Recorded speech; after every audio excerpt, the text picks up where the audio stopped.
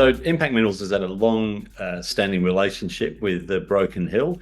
And for those that don't know, Broken Hill is home to one of the world's greatest mines, the Broken Hill deposit itself, where there's been something like 500 million tons of sulfide mineralization defined over a mining history which has gone almost uninterrupted for about 142 years now. So it's one of the world's fantastic places.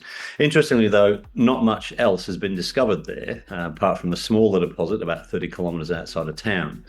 And so we've been active there for many years and looking for various commodities, in particular high-grade platinum and palladium, as well as high-grade silver, lead, zinc, which is very similar to the style of mineralization at Broken Hill. So it was also the focus of our participation in the BHP Explore program back in 2023.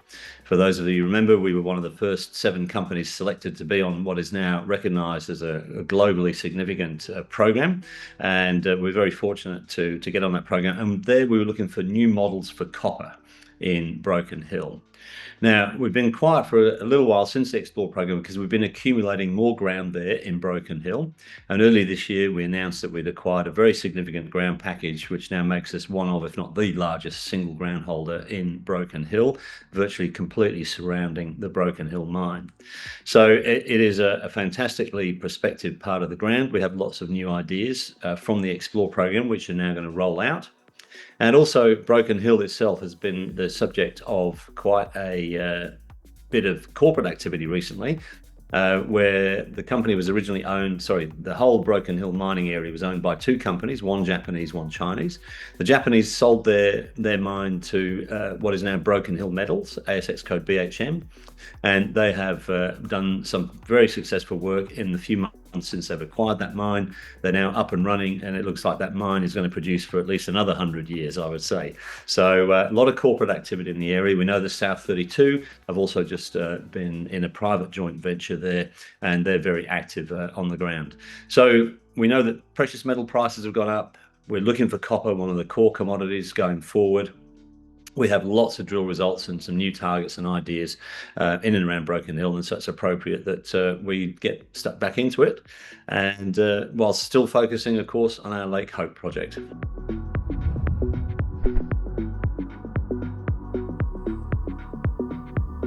So we have 3 main areas to focus on. So one is our original Platinum Springs project, very high grade nickel, copper, platinum group elements there. We made some very significant breakthroughs about 4 or 5 years ago in terms of how to explore for PGEs in the area, and a lot of follow-up work, including drilling, to be done there.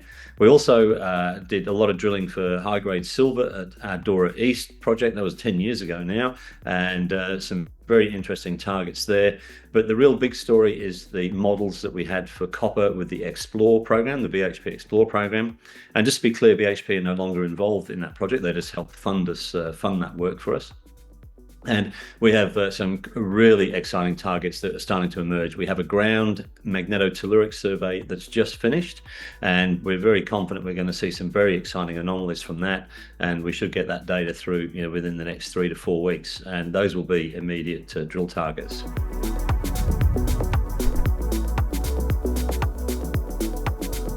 Well, a lot of shareholders have been asking the question, why are you getting back to Broken Hill when you've got the Lake Hope high purity alumina project as the flagship? And it still is the flagship, we should emphasize.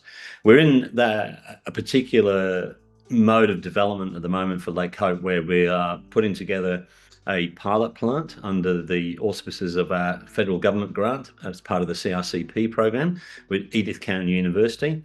There's been a lot of work going on in the background on that, and we will have an update on that shortly. But very simply, it looks like we've cracked the first half of our process in terms of which produces potash as a side product, and now we're working through the HPA part of the equation. And also we have our investment in Aluminous. The pilot plant there is probably 90-95% commissioned, and deciding out a few of the last wrinkles, if you like. And so we're hopeful that by the end of the year we should have the pilot plant should be in semi-continuous operation, and we'll be able to then have samples to provide to clients. So If we look back, since the start of the year, we've made huge progress across the HPA space. Now, the cost of all that work is actually relatively small. We're talking a few millions of dollars per year, and that does give us the leeway to do some exploration, some drilling. Impact was always designed to find a world-class ore body. That's why we set the company up, and we think we'll have at least 1 or 2 targets at Broken Hill which are worth drilling.